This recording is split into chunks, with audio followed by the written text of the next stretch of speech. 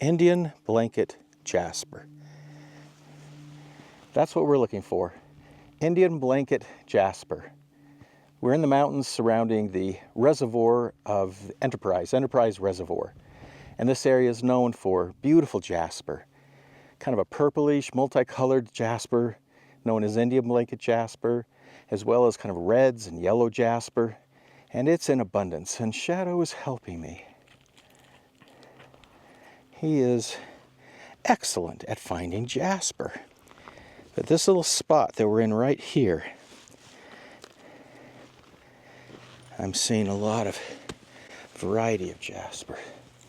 Here's a piece of the more yellow colored jasper. Back to the multicolored. We'll clean that up. But there's quite an abundance, and it is beautiful stuff. We're going to walk around for a while and see what we can find. Here's a nice one right there. I'll take that back and clean it up for you. That's a beautiful piece of jasper. These will tumble up spectacularly.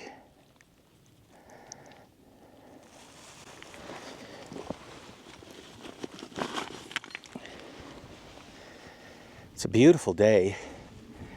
It's late March and I'm in a short sleeve shirt. It's a little cloudy, but it's about 65 degrees.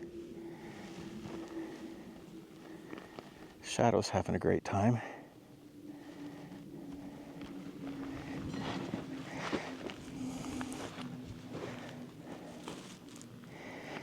There's also a lot of this white jasper. It's a nice quality, white jasper. But I'm looking for the colorful stuff.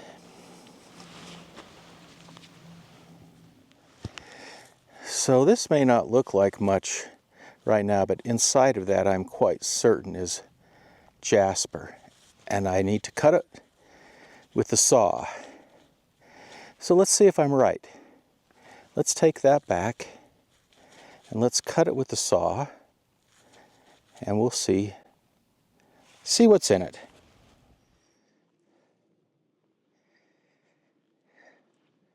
What do we have here?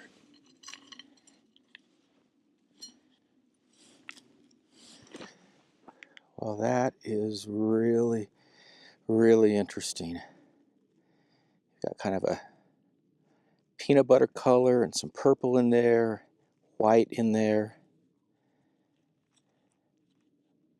Again, that will tumble and polish up beautifully.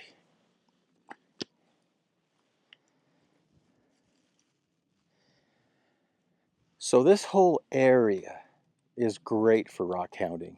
I mean, you can just pull over and start looking. You'll find something. This was an area with this is an area with a lot of sandstone, you can see, and limestone and so forth, because it was an ancient seabed that was thrust up. And then following that came volcanic activity. A lot of cinder cones around here and a lot of lava rock, a lot of different forms of basalt, a lot you can find Apache tears in different areas, you can find obsidian in different areas. And following the volcanic activity came geothermal activity. Water making its way through and bringing with it silica and layering that silica in the pores and cracks and cavities of the volcanic rock, and bringing with it other elements. And in this area, those elements are what give this agate or jasper such color. And this is known to have very, very colorful jaspers. But you will also find botryoidal chalcedony, and you will find a lot of this white jasper, And you'll find just good old agates as well. I mean, there's just a little bit of everything around here.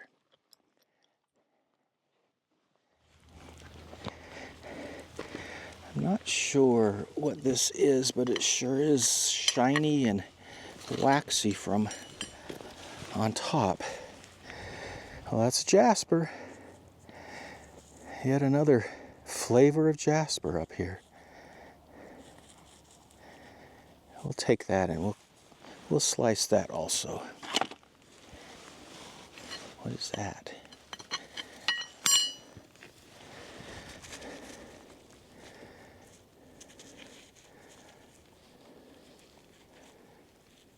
It's a little coarse on this side, but we'll throw it in the tumbler.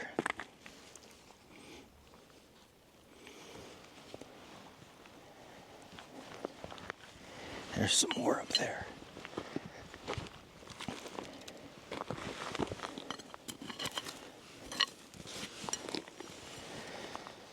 Well, this is jasper with something.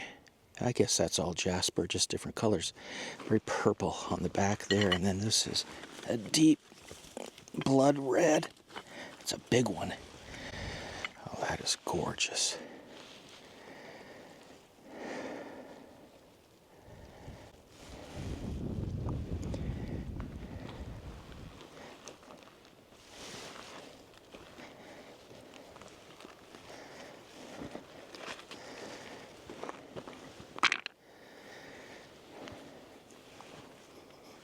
This is a good spot just right here.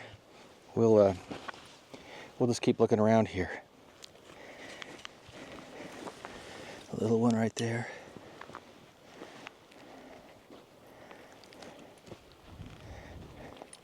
How are you doing, little buddy? Are you gonna help me? No. Well, if you hear some voices in the background, my friends Joe and Dr. Stan are back there somewhere, rockhounding with me.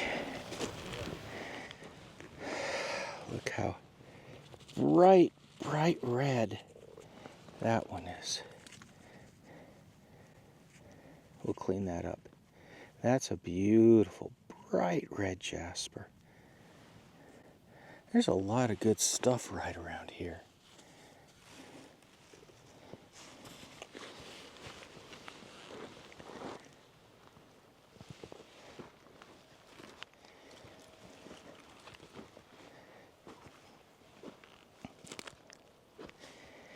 I'm not picking up everything I see.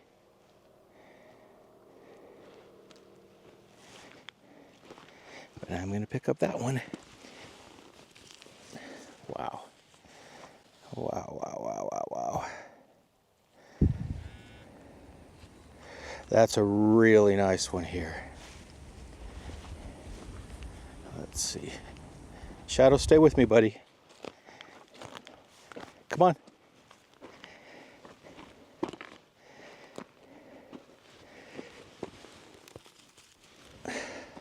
Look at that thing.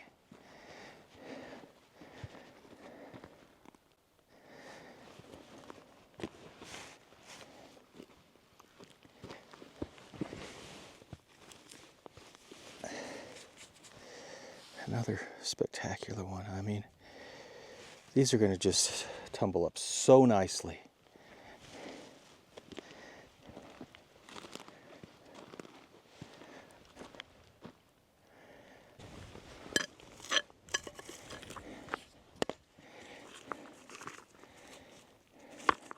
That's all jasper. I don't know if it's just iron staining on the outside or if that color runs through it. Let's take it and we'll cut it open.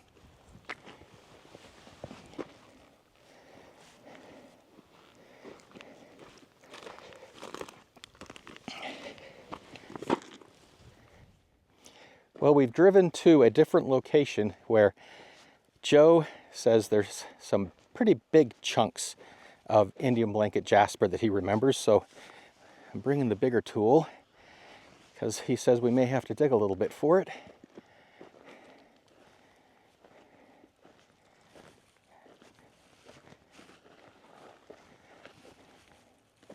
I'm already seeing interesting things. Very different terrain. Not far off of a road.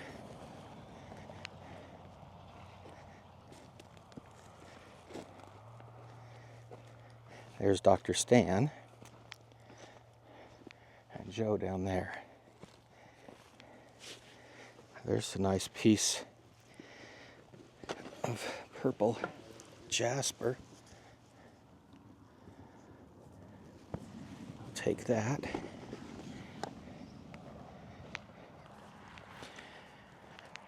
What are you finding, Joe? See my pile I made? Already? This Holy was cow. yesterday. That's a nice pile. And that's the piece you were thinking of? Yeah.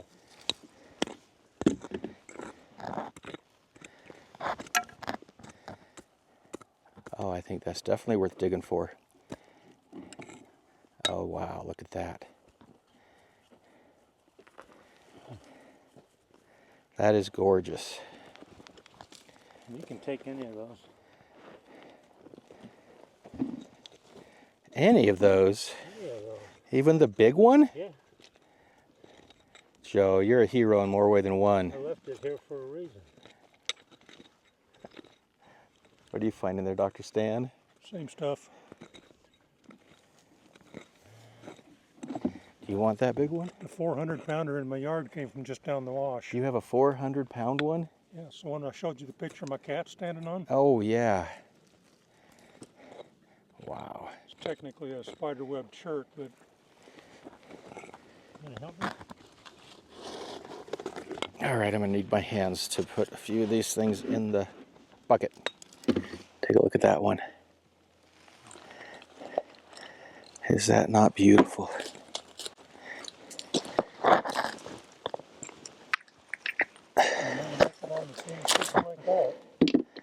There's a bunch right here.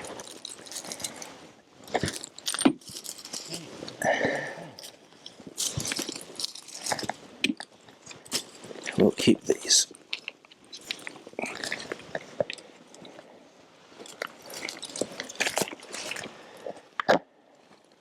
This one has caught my attention.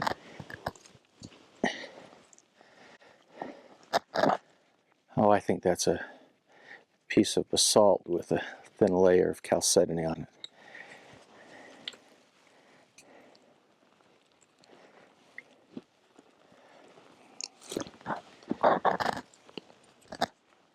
That's a nice piece.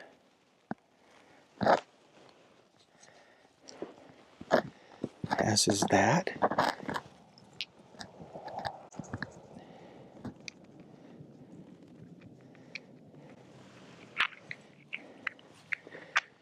Similar.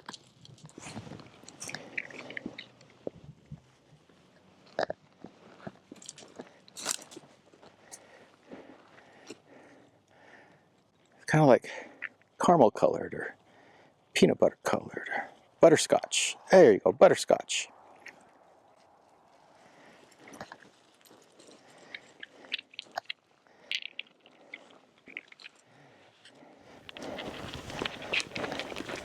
Another really interesting one right there. I wonder how that'll polish up. Let's take it back and find out.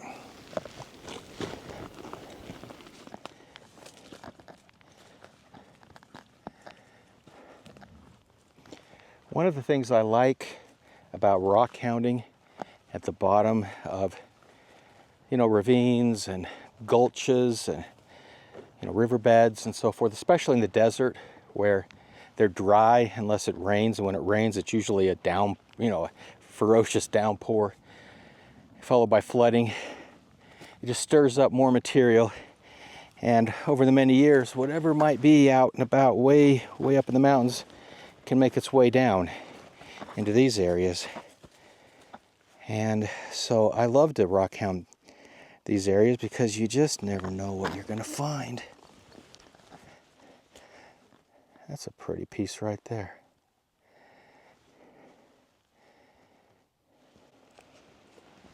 we will take that.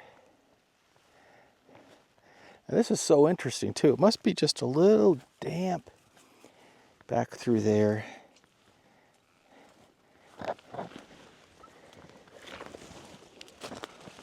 You know, to have this thick of growth, it's kind of hard to make it further this way.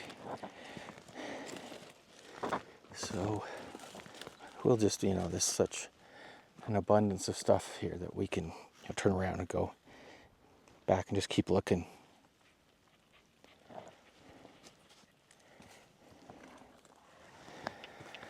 So the Enterprise Reservoir, this is the road right above us, up there a couple hundred yards, and then going that way will take you to the Enterprise Reservoirs, so you know kind of where we're at.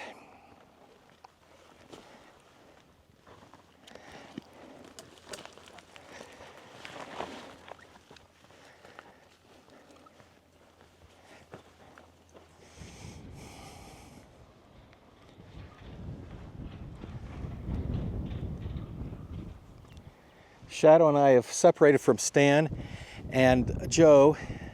They've gone ahead and gone back home to Enterprise, and we drove up the road.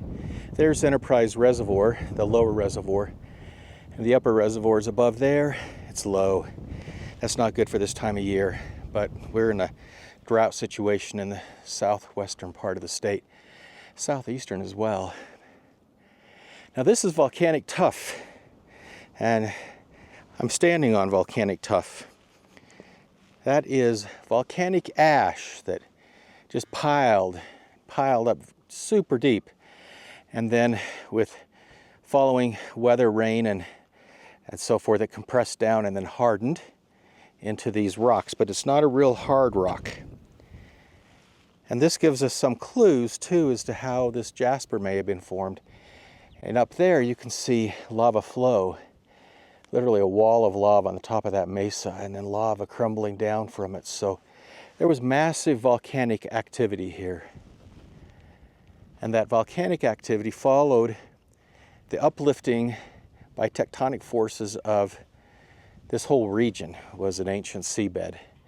So there's such a variety, from limestone and sandstone and shale and dolomite, and then you've got volcanic rock of different sorts, and this is tuff, which is a volcanic, volcanic ash compressed, so it's volcanic rock as well. And I thought that maybe it'd be kind of cool to launch the drone, kind of explore around through here a little bit, see what we can find, and then we're going to go home and clean up our finds, cut a few of them on the saw, and see what we have.